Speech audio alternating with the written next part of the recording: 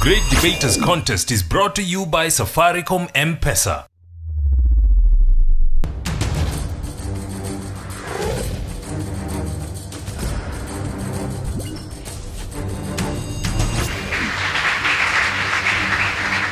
Hamjambo watazamaji na karibu katika kipindi chetu cha mjadala. This is the Great Debaters Contest, Nairobi edition. I am Austin Nyambok. And I am Mariam Bishar. We have wonderful gentlemen on stage today. Lenana School goes versus Upperhill School, and they're asking whether poverty leads to terrorism.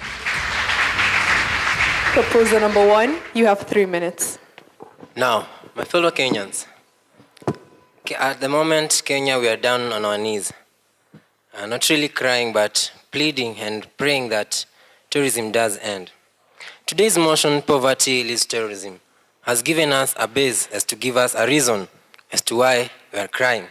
First and foremost, what is poverty? Poverty is a state of being poor. And according to World Bank, being poor means falling below the $1.25 mark a day. That in Kenya is equivalent to 1 packet of 2 kilograms of maize flour. Now, what is terrorism? Terrorism is the act of using violence to enact political or ideological facts onto a group of people. Why do I say that poverty is terrorism? 1, because of desperation, poor people tend to join terrorist groups or tend to form terrorist groups.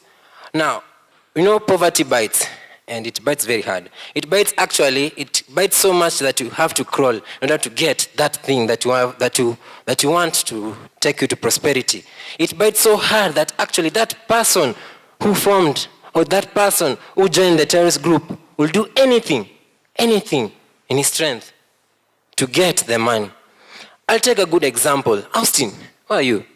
Wherever you are, Austin. If, for example, you're very poor, then so poor that you are that you cannot even fend for your pregnant wife at home.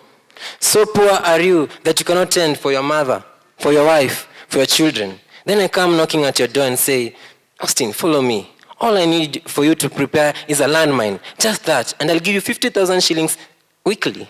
Now, you'll only have 2 options in that case. 1, it's a yes. 2, a yes.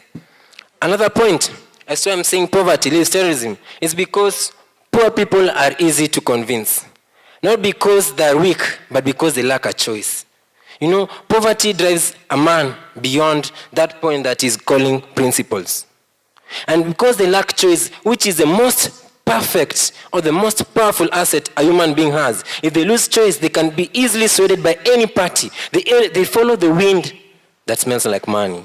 It is such that takes our youth, our learned youth, to join terrorist groups.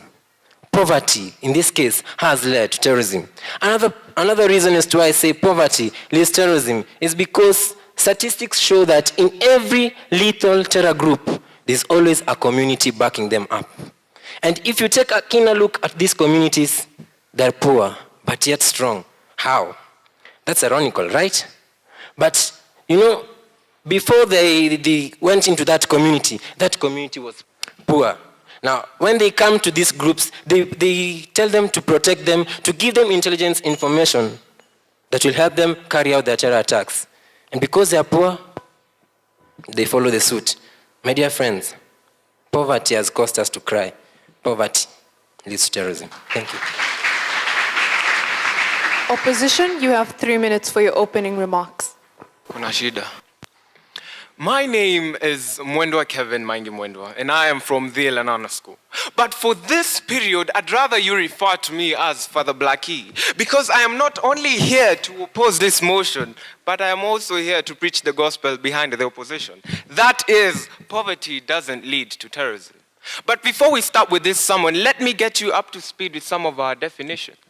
You see, poverty is the state of being extremely poor, while terrorism, well, is just the use of violence to pass across a message, mostly political. So, as we begin the sermon, I'd ask you to kindly switch off your phones and pay attention.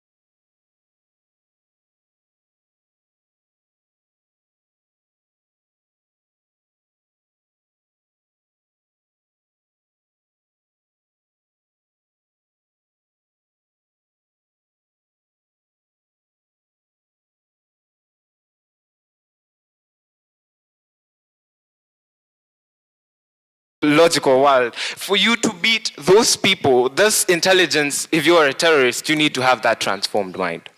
So ladies and gentlemen, as we come to a close of this sermon, I'd just like to tell you, go in peace. And as your spiritual debating leader, I'd like to tell you, walk in the light. Hold on, please. Walk in the light. Walk in the light. And that is, poverty doesn't lead to terrorism. Amen? Cross-examinations now. Proposers, you have 3 minutes. Wow, a very good sermon. But in your sermon, you quite left off some few loopholes. Now, as I stand here, I thank the Lord, being spiritual, that we have Englishmen. Thank you for the quiet quote. But the fault in your stars is the following. Take this fact. You've said terrorism requires funds. I do agree. The funds to make bombs, to make guns. Who make the bombs? Young minds. And if you really were very observant, that a recent article once showed that university students are on the payroll of the Al-Shabaab.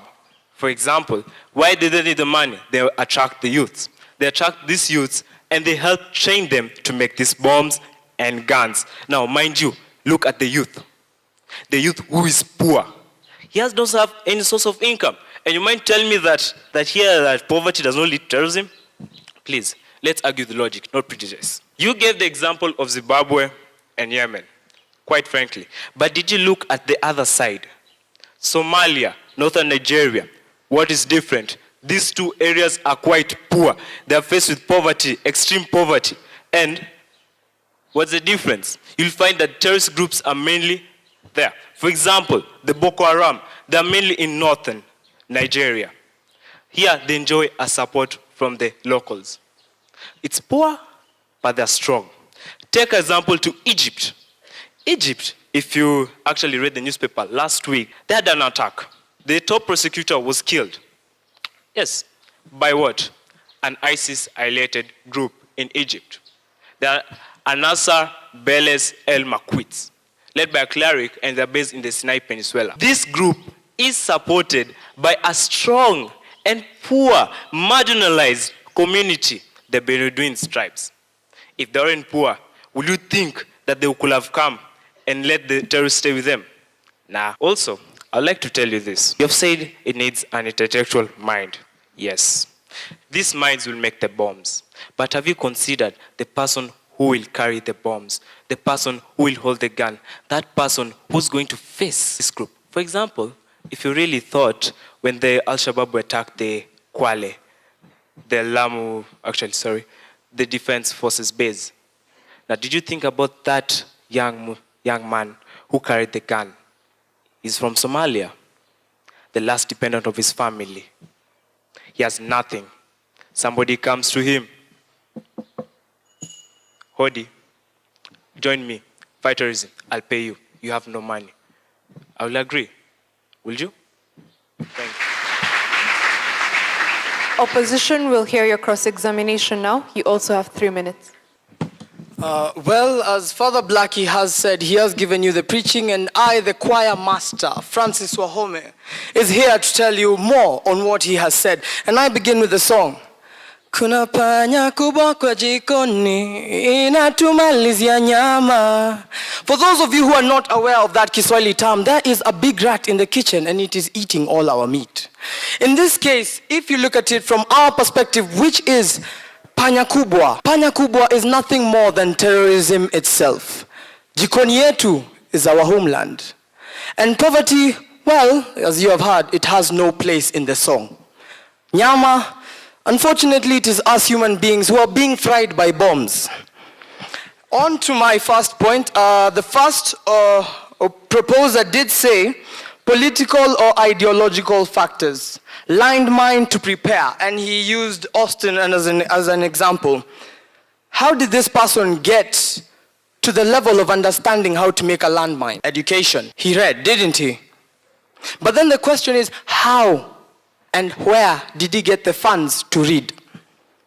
All of us being high schoolers, I am so sure so many of us have been told by our parents, read hard so that you can get into a good university, because every single one of them knows how much. A school like Washington University in the US requires $72,000 US. If you translate to Kenya, that's roughly 7.2 million shillings a year for 4 years.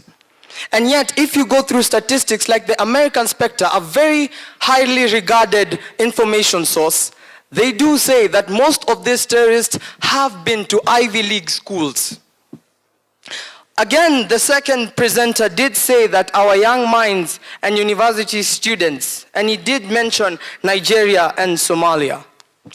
If you go through the prospectus of Nigeria, they did say Nigeria is one of the top 5 economies in Africa.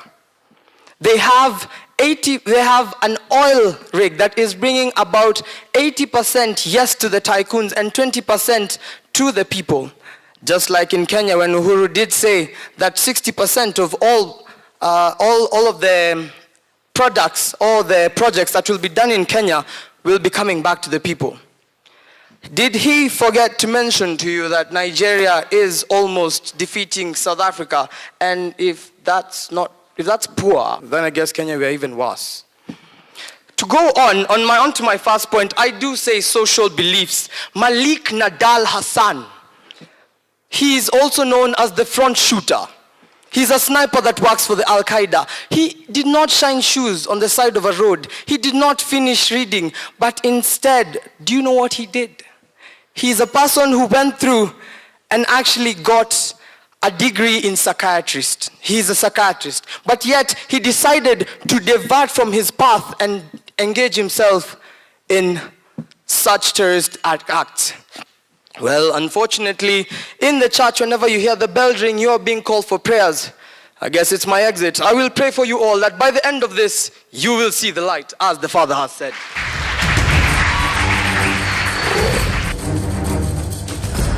Where would I be? On the cold streets, hungry. But M-Pesa became my light. It became the light of my world. Take part in the M Challenge by sending your short song, rap or poem about Safaricom M-Pesa on WhatsApp, and you could win 1,000 shillings in Safaricom airtime.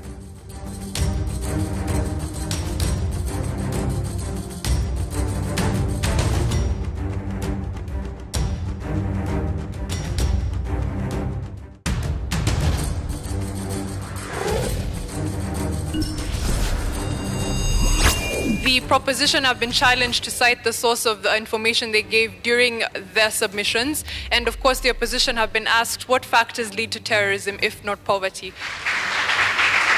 Proposal number 3, you have 3 minutes. Well, thank you very much.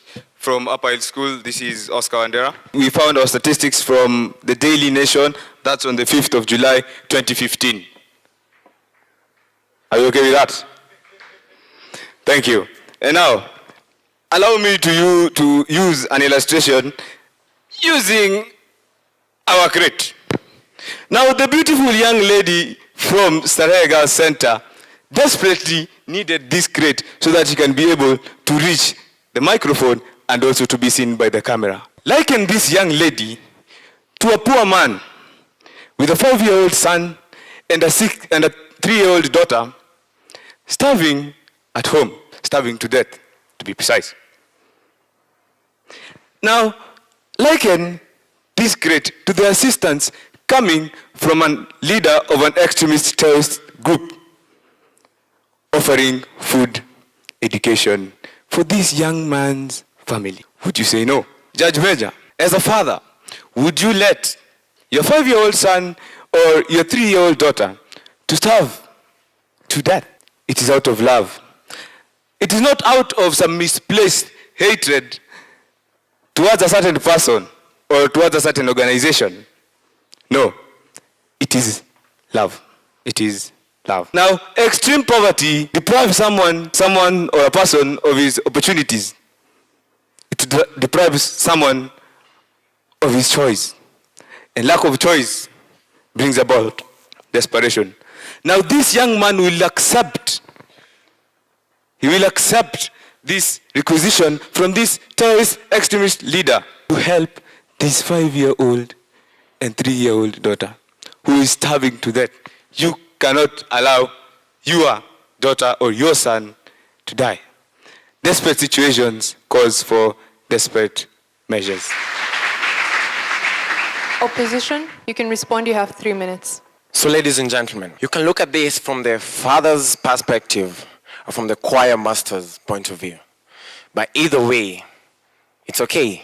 Because being a faithful disciple of this particular ministry, I'm also here to strongly oppose this motion that poverty leads to terrorism. And not just clear the fog that has been cast before us by our opponents, sadly, but also ensure that this opposition ship does get home safely and with as many people as possible on board.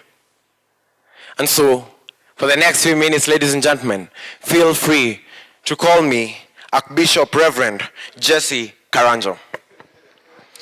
On my question, another major triggers of terrorism in our universe, we have radicalization, whereby these particular youths actually undergo the training to actually be able to set up that bomb and actually kill those people.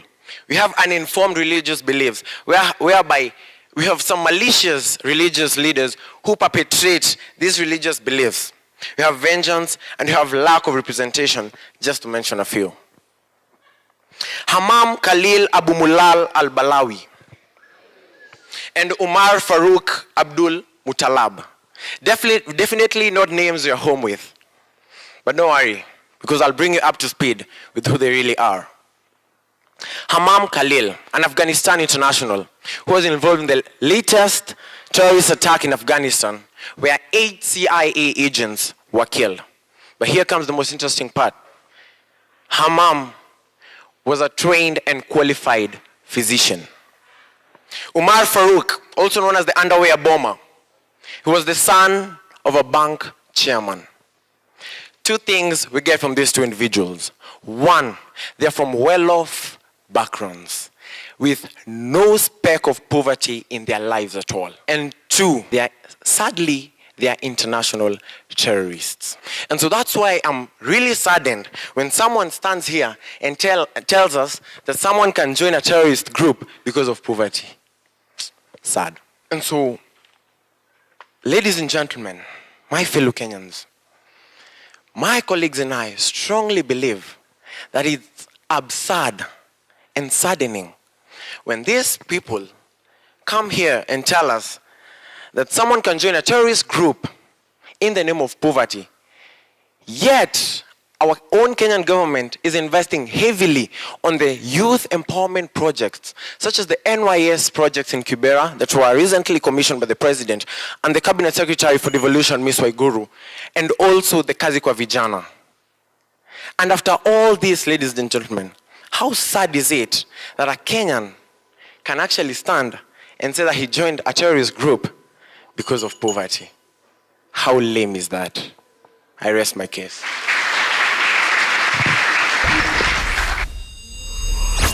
We'll hear closing statements now. Proposers, you have 1 minute.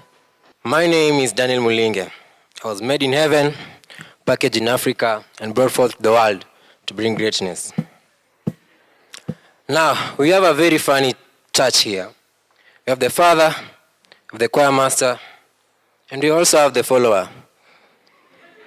But mind you, terrorists do not mind which church you belong to. They do not mind who you are. They mind about their beloved at home.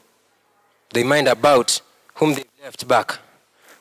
They do not mind about you being the father that we love. They will take your life. We are not talking about Nigeria. We are talking about northern Nigeria. We are talking about Somalia. We are talking about 60% of the Kenyans falling below the $1.25 mark. That is enough to provide, wow, I don't want to say. That means that millions of Kenyans are in the risk of being lured into these groups. Poverty. It stings and hurts. Desperate.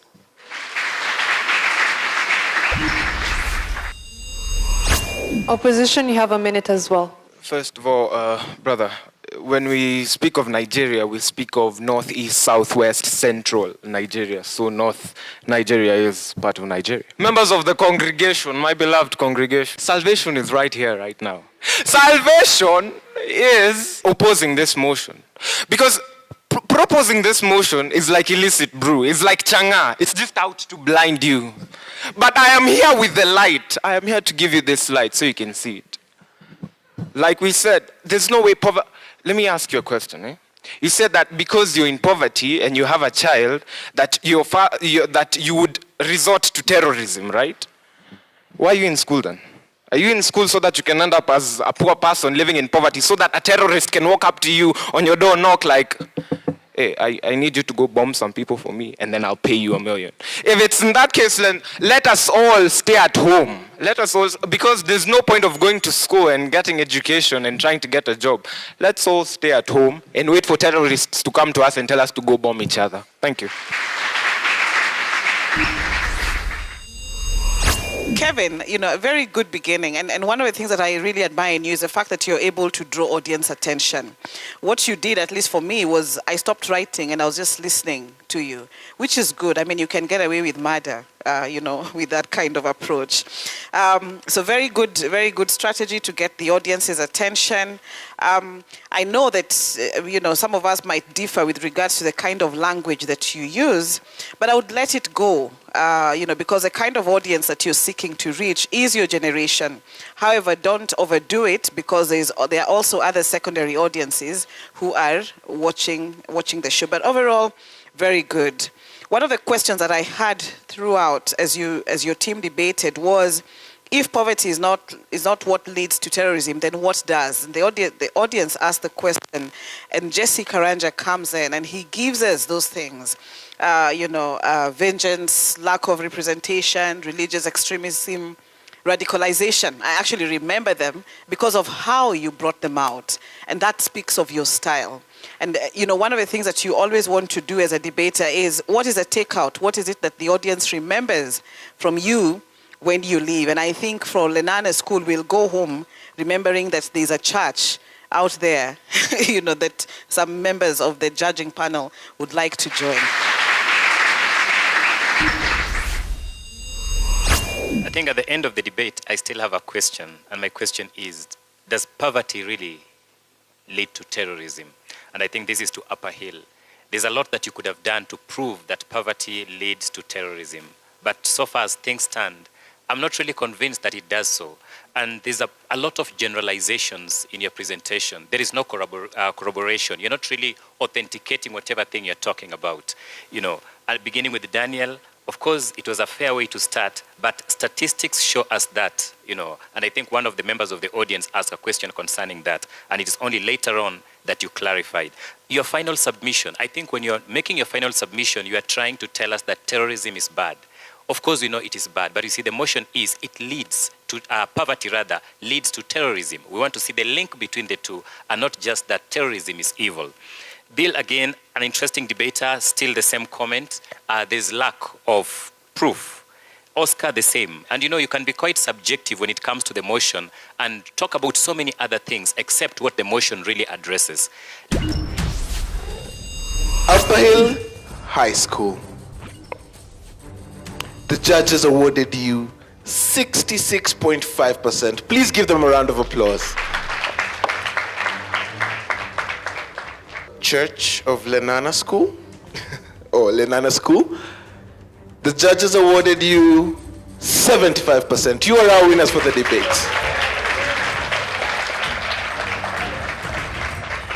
Congratulations to Lenana School, and of course Upperhill School put up a spirited fight. We hope you've all seen the light. We'd like to thank you for watching the show, and remember to follow us on Twitter at Great Debaters EA, and to look for us on all our other social media platforms. Of course, our thanks go to Safaricom M-Pesa and to KBC Channel 1. Keep watching the show. I am Mariam Bishar. And I am Austin Nyambok. Thank you for watching.